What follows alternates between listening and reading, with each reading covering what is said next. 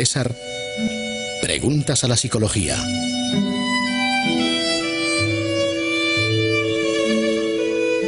Ya estamos de regreso, ya saben que hoy jueves tenemos a nuestra psicóloga de guardia y por supuesto vamos a entrar en esos temas que a ustedes les interesan. Muy buenas noches, doña Pilar. Muy buenas noches, don César, y a nuestros seguidores. Bueno, vamos a ver, hoy tenemos varias preguntas que tienen que ver sobre los jóvenes y hay unas primeras preguntas que no dejan de tener su interés, que es preguntas que se refieren al hecho de qué es ser joven, qué características tiene la juventud y si ha existido una evolución en la visión de la juventud en la historia reciente. Casi nada, ¿no? Sí, porque fíjese, cuando estaba viendo lo de qué es ser joven, yo he recordado una poesía del general MacArthur que debió de escribir cuando tenía más de 60 años, diciendo lo que significaba ser joven. Y es una poesía extraordinaria, es decir, finalmente, supongo que además le servía de consuelo, ¿no? Para decir que él se sentía muy, muy joven. También decía que no se moría, ¿no? Él decía aquello de que los viejos soldados no mueren, simplemente se desvanecen, ¿no?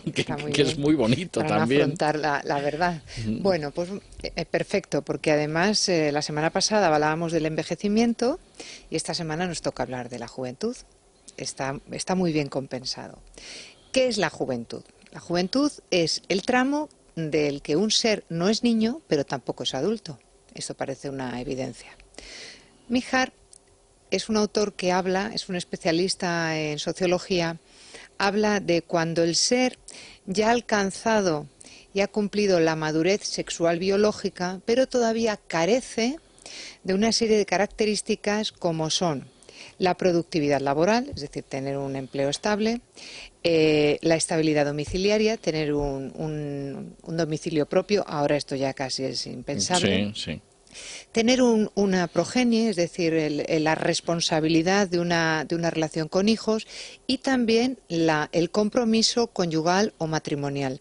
Pero lo que pasa es que eso en ciertas culturas, en estos momentos en España, podría ir casi desde los 12 hasta los 30.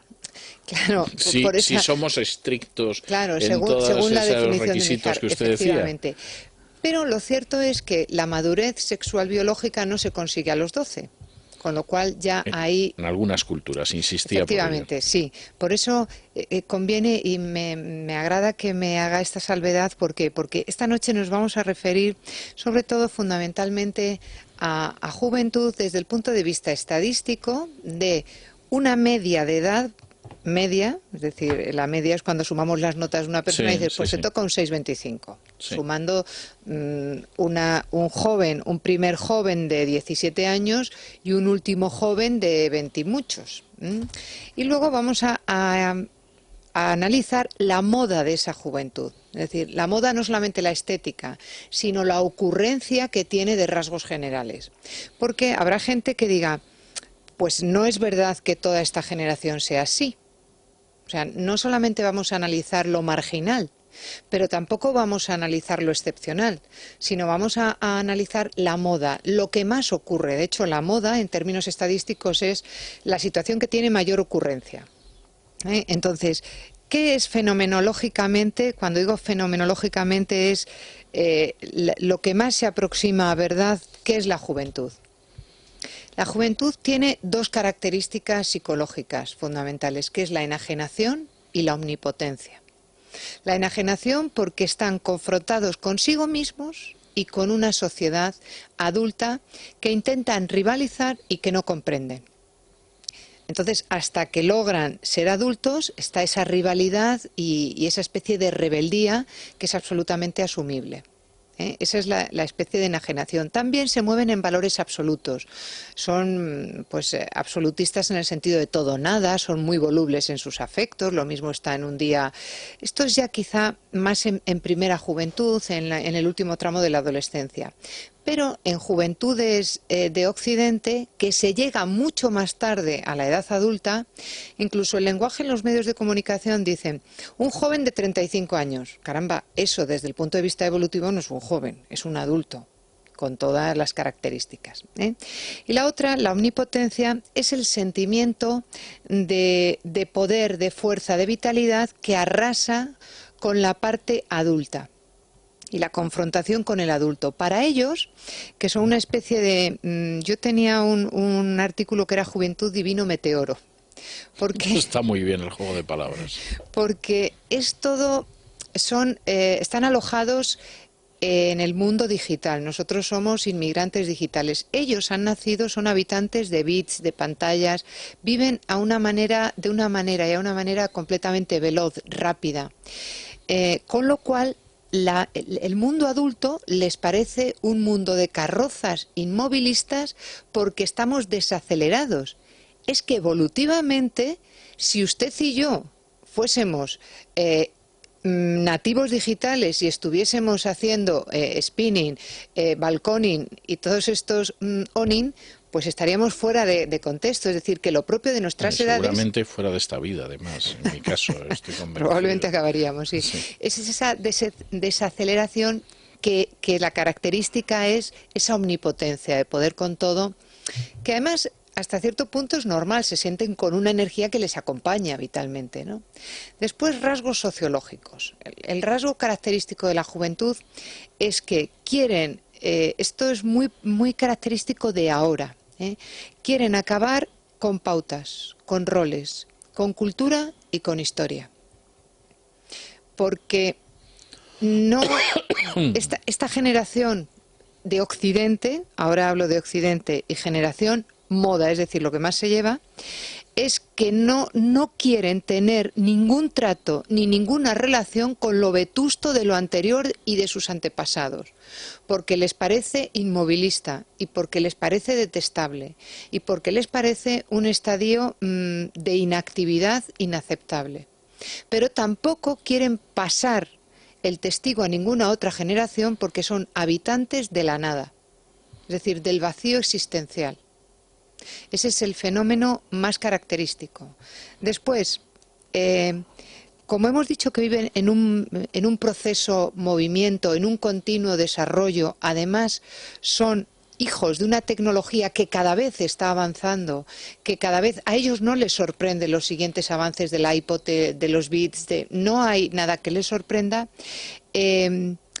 Tienen eso metido en sus sistemas de relación, es decir, son sistemas de poco esfuerzo, de poca responsabilidad y además detestan mucho toda la parte tranquila o contemplativa de sus padres y detestan la estética de los padres, que es una estética mucho más tranquila. ¿Por qué hay estéticas tan estridentes en los jóvenes? Ahora mismo hay tribus urbanas por doquier, ¿no?, con unas estéticas imposibles. Bien, porque como los adultos nos hemos relacionado mal con los jóvenes, porque les hemos dado unos modelos de adultos endebles, de adultos llenos de ambición, de adultos llenos de poder, de adultos donde queríamos tener el máximo placer, les hemos ahorrado realidad.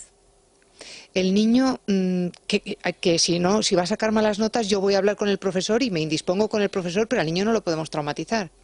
No, el niño no puede pasar por este trago de asumir la muerte del abuelo. No, el niño que no se entere de esto.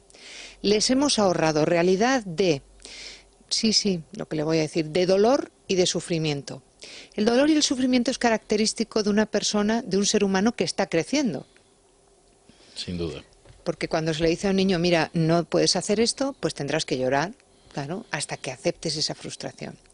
Como no les hemos dejado llorar y frustrar a nuestros jóvenes, han buscado el dolor de manera pulsional a través de mutilaciones o autoagresiones, y si no, que son los tatuajes y los piercings, para pertenecer a tribus o a el colectivo, la comunidad joven, porque no se sienten pertenecientes a familias que son imposibles de integrar.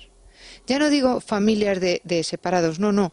Cualquier familia ahora mismo vaya por delante la mía. Es decir, en el momento que tenemos horarios imposibles, trabajos que nos desbordan, es mucho más difícil que una familia se comunique y se encuentre en una mesa alrededor de una comida. Sin duda. ¿Esto qué ocurre? Que los hijos les hemos dado el peaje para meterse en la caverna de lo oscuro.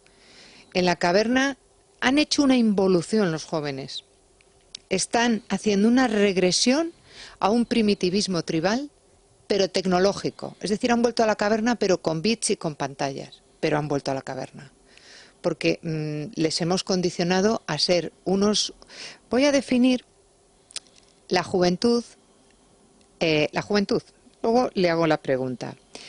Suelen ser complicados, suelen ser contradictorios, suelen ser inmaduros, sin prejuicios y tolerantes. ¿Lo da usted su aquiescencia? Es decir... Sí, sí. Bien. Ese es el bueno, modelo. Teóricamente, yo sí creo que tienen prejuicios y no creo que sean tan tolerantes. Bien. Bueno, pero la primera parte, sin haber tenido una segunda derivada de pensamiento, lo que ha hecho es decir que sí al cuadro evolutivo de un adolescente y de un joven, sobre todo de un joven, aquí y en cualquier cultura.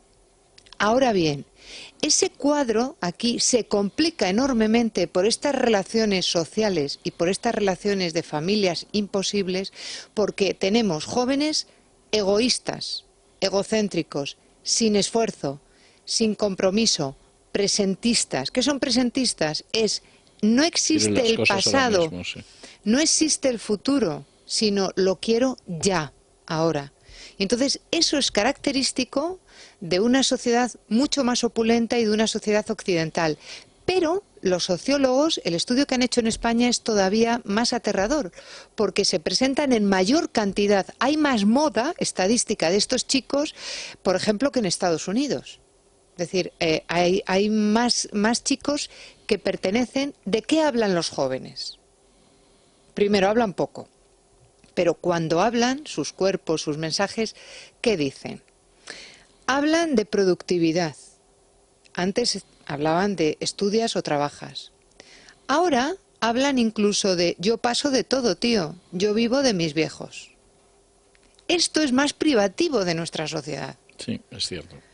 Bien. Hablan del estatus. El estatus al cual pertenecen y al cual aborrecen. Muchos de estos jóvenes que se han adherido a contraculturas o subculturas aborrecen una cultura burguesa cuando ellos pertenecen a una cultura burguesa. ¿Cuántos de los chicos que había manifestándose en la Puerta del Sol o en Barcelona, en las revueltas de Barcelona o Valencia, sus padres eran padres acomodados? Muchos. Entonces, ese estatus de esquizofrenia de decir, es que quiero tener, porque estos chavales cuando llegan a casa se duchan, se cambian de ropa, se ponen sus zapatillas de marca, exigen unas normas de respeto hacia ellos y ellos luego van a una situación contracultural o subcultural. Entonces, hablan de un estatus, pero un estatus que no saben muy bien cuál es su realidad. Porque su realidad es, hombre, no puedes hablar de pertenencia a un grupo marginal cuando tu padre es director de banco, por ejemplo. Hablan, por ejemplo, también de situaciones de prejuicios políticos. La juventud española, luego diremos el manejo de la juventud española. La juventud española se ha escorado excesivamente a la izquierda. Y tiene demasiados prejuicios contra ideas tradicionales, se han enfriado las utopías, se han denostado las virtudes y entonces se han adherido por manipulación y manejo que ellos no saben y se creen que es propio de sus movimientos de rebeldía, nada más lejos de eso. Entonces se han adherido a posiciones demasiado casi predelincuentes. Es decir, son movimientos de masas casi predelincuentes. Luego tienen unos fuertes por esa especie de inculturización de analfabetos funcionales que lo son. Y ahora vamos a ver qué tiene que ver el analfabetismo funcional con ese meteorismo de juventud. Muchos de ellos tienen prejuicios y estereotipos muy fuertes sobre los propios jóvenes. Cualquier chico de la moda de chicos, no estamos hablando ni de los marginales ni de los súper responsables, sino de la moda de estos, cualquier chico que ahora mismo esté en una universidad, en un botellón, cogido así en una muestra estadística, te dice, las chicas son unas golfas, se quedan tan anchos. O las chicas te dicen, a mí me gustan los chicos malotes y macarras. Una definición y otra no es una definición de un chaval que se corresponde en esa edad donde se equipa con un academicismo y una culturización, no es propio ese prejuicio tan fuerte. O sea, puedes hablar de las mujeres, puedes posicionarte en una situación en otra, pero no ser tan tajante y tan... Por eso digo que se está polarizando muchísimo la juventud, se está basculando demasiado a contraculturas o a subculturas. Expliquemos lo del analfabetismo funcional y la relación con el meteorismo. La mayoría de los jóvenes odian por ese pragmatismo que han visto en los adultos, por esas rendijas que tenemos en España, que se ha colado la cultura del pelotazo y del no esfuerzo, que es absolutamente local en España. Ellos no detestan cualquier estudio que suponga un esfuerzo por enterarse de algo que requiera tiempo, secuencia y orden. Por ejemplo, el lenguaje. Dominan muy mal el lenguaje. Odian estudiar la lengua. Y no le digo nada a la literatura. ¿Para qué quiero yo saber lo que hizo ese Notas de Bécquer? O ese Notas de Calderón, que te lo dicen así. Y no le digo nada a la historia. Es que es un rollo la historia. ¿Para qué estudiar la historia? Porque son incapaces de enlazar y de dialogar con el tiempo. Porque para ellos el tiempo es el presentismo. Ojo, en esta cultura. En culturas menos occidentales, usted sabrá, por ejemplo, en África, en Oceanía, en algunos pueblos esquimales, hay ritos de paso de la juventud a la adultez. Sí, por supuesto, es muy común. Exacto, donde la colectividad les dice, ahí estáis preparados, y suelen ser pruebas de dureza. Suelen ser pruebas donde se pone en evidencia que el chico o la chica ya está preparada en un ejercicio de sus capacidades más refinadas para entrar en la colectividad de responsabilidades y esfuerzos y beneficios. El último, beneficios. Los chavales de ahora no. Y además respondo a la pregunta que decía si ha habido evolución en la juventud. Bien. En el antiguo régimen, la juventud estaba muy relacionada con las cuestiones de sangre.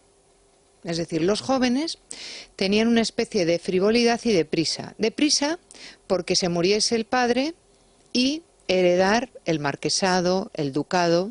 Es decir, que no tenían que hacer nada para llegar a ser. Sobre todo la frivolidad de que hiciesen lo que hiciesen, lo iban a conseguir. Es decir, la sangre lo confería todo. ¿Se acuerda de esta serie que ha tenido tanto éxito en televisión española, Águila Roja? Sí, no la he visto, bueno, pero conozco la serie. El hijo de la marquesa, pues hacía prácticas de esgrima, es decir, simplemente era cuestión de esperar a que le llegara la edad adulta. El hijo del maestro, que era el Águila Roja, pues tenía otra serie de actividades y tenía que esmerarse en el ser. Bueno, luego viene la Ilustración y esto cambia. Y aparece el concepto de autorrealización personal. Uno tiene que procurarse el ser, porque si no te procuras el ser, no vas a ser virtualmente nada de lo que no eres, que es lo que ocurría en el antiguo régimen, ¿no? Después viene la época del romanticismo. La época del romanticismo aparece ya el concepto de juventud como paso entre una etapa y otra etapa. Si es que no se suicidan como el joven Werther. Exacto, exacto, era el ejemplo que le iba a poner. Entonces aparece la rebeldía, lo absoluto, la estridencia, lo romántico, la nostalgia, pero aparece ya esa idea de paso, ¿no? de una fase a otra. Hasta entonces, hasta el siglo XIX, ¿no? Luego viene el XX. El siglo XX, que es el siglo del racionalismo, del cientifismo y de los movimientos sociales, feministas, y entonces aparece ya el concepto de juventud como susceptible de manejo para el consumo. Y además como pulsiones sexuales que pueden ser interesantes de manejar para provechos también de determinados intereses y lobbies. Y luego está la sociedad, la juventud del siglo XXI, que dice Lipovetsky que son mínima austeridad, máximo deseo, mínima represión y máxima comprensión y apoyo. Entonces, con esta situación, el adulto, los adultos, la sociedad, vive a los jóvenes como una juventud de riesgo y de amenaza. ¿Qué instituciones viven esto como una amenaza? La familia, la escuela y la religión, porque la política lo vive como oportunidad para. Entonces, la familia, ¿qué ocurre? Que la familia está atomizada. Ya no es una familia cohesionada donde era una urdimbre fuerte, donde todo se resolvía y donde se podía acudir unos a otros porque aquello era un respaldo seguro. Ahora la familia está desintegrada. Entonces, los adultos temen e idolatran a los jóvenes, con lo cual los jóvenes les chantajean a los padres. Cuando los padres ya no pueden más, la familia ya no puede más, recurre a la jerarquía superior, el Estado. Oiga, que dejo aquí a mi hijo joven, que no puedo con él, correccionales, hogares de estos de jóvenes difíciles, porque no puedo con él.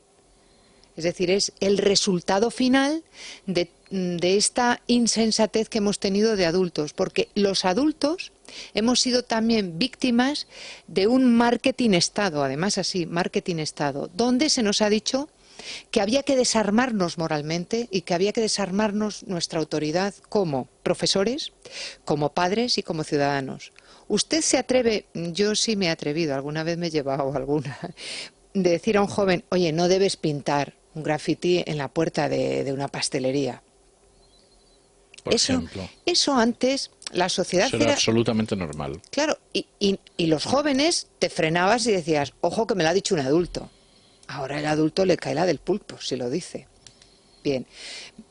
Toda esa situación ha llevado al joven a que no tiene una referencia de autoridad. Además, la autoridad, hay dos tipos de autoridad y ninguna se da.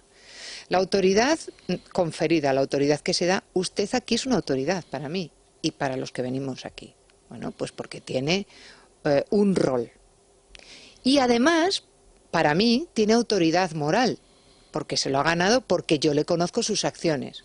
Los seguidores pueden o no conocerle. Las familias tenemos que tener los padres, autoridad conferida y autoridad ganada. No tenemos ni la una ni la otra. Con lo cual estamos desarmados, endebles, y los jóvenes lo saben. ¿Y qué ocurre cuando lo saben? ¿Que se sienten tranquilos? No, se sienten angustiados y se sienten inseguros. Y entonces, ¿a qué recurren? A las drogas, al alcohol, a la violencia. Pero si el joven rebelde en sí es contestatario, hemos dicho, sí. La rebeldía que se espera de los jóvenes es una rebeldía social. ¿Usted se acuerda de un joven de la plaza de Tiananmen? Sí. Eso es una rebeldía. Una rebeldía social, moral, ética, humanista. Es decir, claro que se espera y necesitamos jóvenes rebeldes con causa.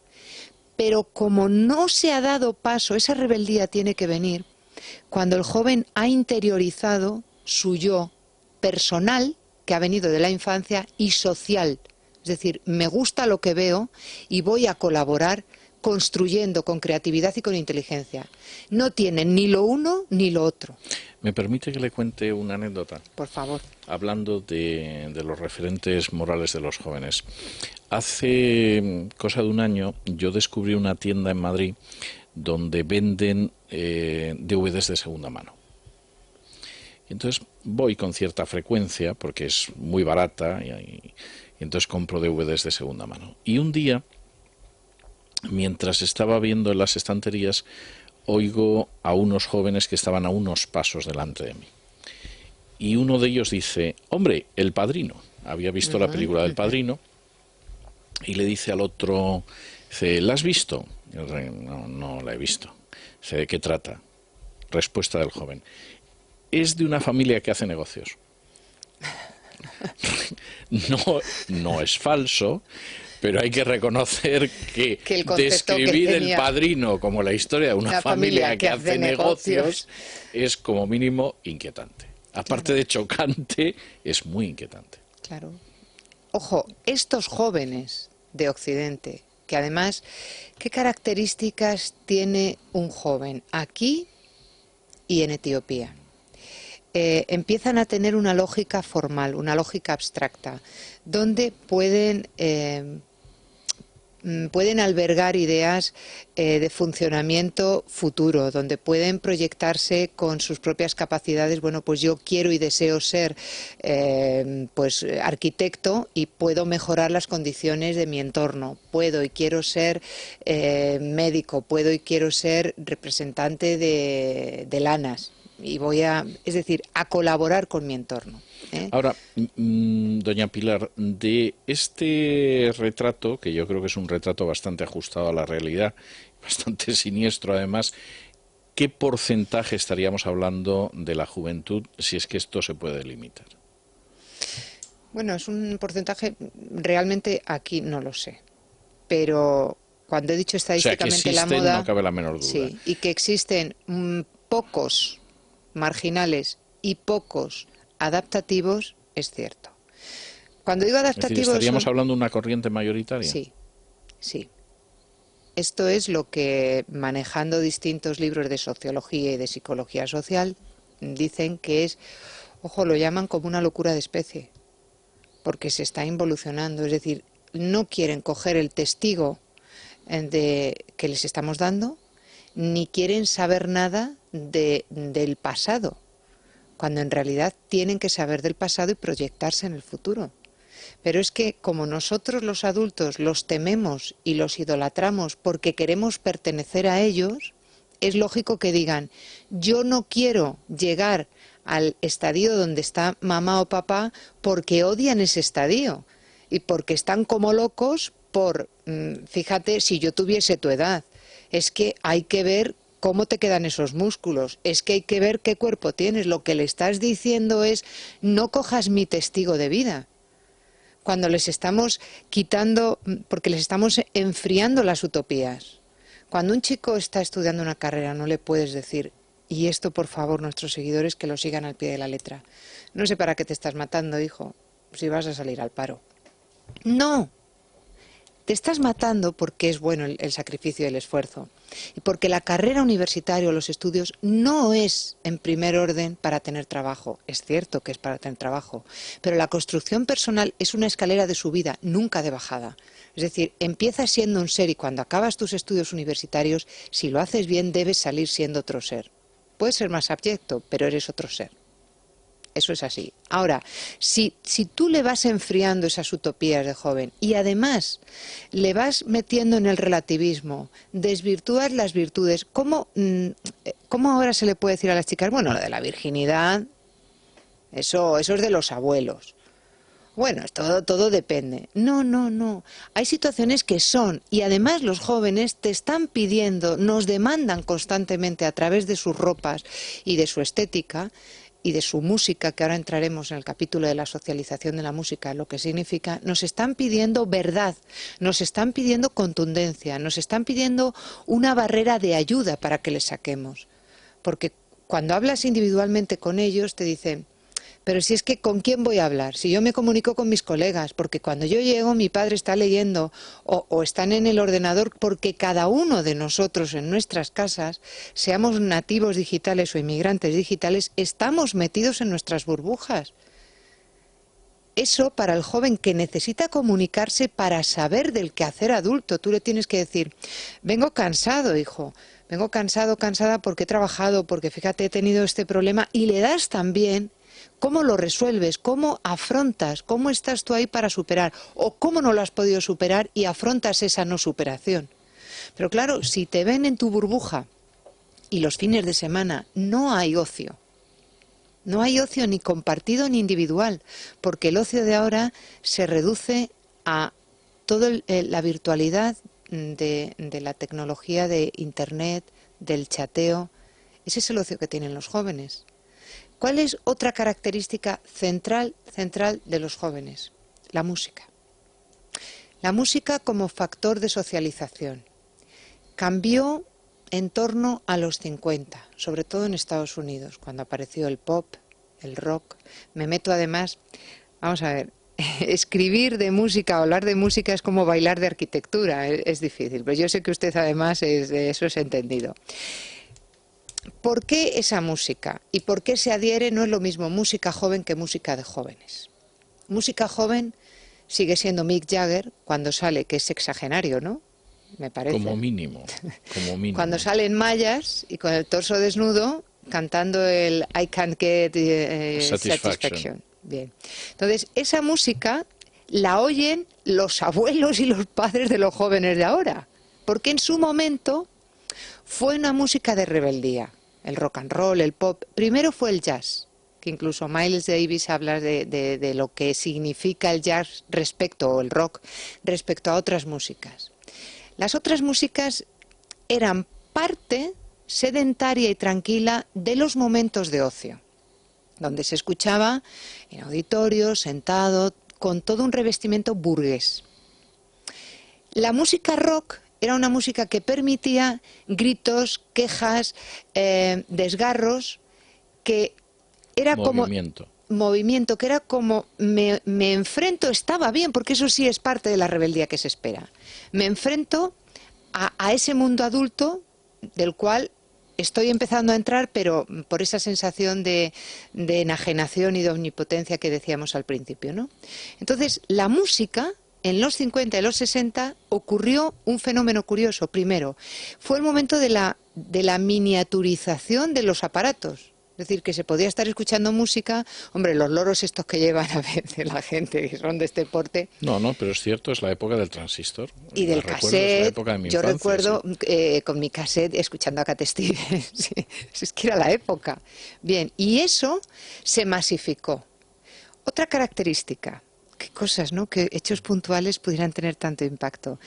Cuando Elvis Presley cantó música relativa a otras etnias, como música negra, hizo un traspaso, es decir, vinculó etnias y generaciones. Y de hecho Bob Marley lo cantan y lo anhelan blancos, negros y medio pensionistas. Sí, sobre todo a los que les guste Bob Marley, claro. Claro. Y más cosas de Bob Marley. Entonces, eso, además de, y coincidiendo con la expansión del consumo. Por cierto, tengo, si me permite un paréntesis, el otro día me contaban un chico que estaba estudiando en el instituto y estaba dando los grandes revolucionarios de la historia. Y cuando le preguntan, ¿y quiénes estáis dando? Dice, la semana pasada dimos Bob Marley. Lo cual es verdaderamente notable. Es claro. Verdaderamente notable. Bien. ¿Por qué también en los 50 y los 60, cuando empezó a hablar, esto prometo todo un programa sobre este personaje? No sé si habrá oído hablar de él, don César Barnes. Barnes fue sobrino de Freud. Todavía creo que vive. Este tío es impresionante, porque fue el gran manipulador de masas y el gran vendedor de todo lo que se propusiera. Fue el que cambió la palabra propaganda, que sonaba mucho a nazi, por relaciones públicas. Y a partir de ahí manipuló todo. Empezó a manipular un sector interesante, que además se lo recomendaron los de la tabacalera, los de Phillips Morris o algo así, ¿no? Bien. Le dijeron que les interesaba que la población femenina fumase. Y entonces, dijo él bien, era sobrino. Él le regaló a Freud una caja de puros y Freud le regaló un manual de las pulsiones internas del ser humano. Y lo aprovechó un alumno privilegiado, además de un sobrino predilecto. Bien, pues lo puso en marcha con las mujeres. Había un movimiento feminista, revolucionario en América y primera manipulación. Consiguió que un grupo de mujeres que no iban a ir fueran. Y les dijo, cuando yo haga una seña mía, vosotros vais a encender unos cigarrillos. Segundo, llamó a los medios de comunicación y les dijo, cuando estas mujeres enciendan esos cigarrillos, son antorchas de la libertad. Claro, la manipulación fue todo al completo, porque cuando salió en la prensa, las mujeres que pedían y que exigían una revolución y que a la voz de empezaron, la voz de no lo sabía el público, claro, a encender sus antorchas de la libertad. ¿Qué ocurrió después? Pues que aumentó muchísimo las fumadoras femeninas. Por cierto, tengo que decirle que dentro de unos días voy a traer al que se inventó las revelaciones del planeta humo. Ah, muy bien. Y que durante años tuvo convencidos a gente, en muchos casos de bastante nivel profesional, de que había unas revelaciones de los humitas, que era un planeta lejano muy interesado en comunicarse con los extraterrestres, perdón, con los terrestres, hasta que en un momento determinado le dio una trombosis y claro, se acabaron los mensajes y todo los el mundo humanitas pensaba que les hemos hecho a los humitas que no se comunican con nosotros. Entonces Pregunte que seguramente que haya hecho la tesis doctoral con Barnais. Bueno, lo que sí es bastante claro, bueno, por cierto, es el inventor del fenómeno de las caras de Belmez. No sé si estaba detrás de las apariciones del Escorial, pero si me dice que sí, me lo voy a creer. Y él lo hacía simplemente como forma de estudio sociológico. Es decir, Pues, había llegado a la conclusión de que era muy fácil inventar una mentira, que la gente la siguiera y que además la prensa fuera al rebufo.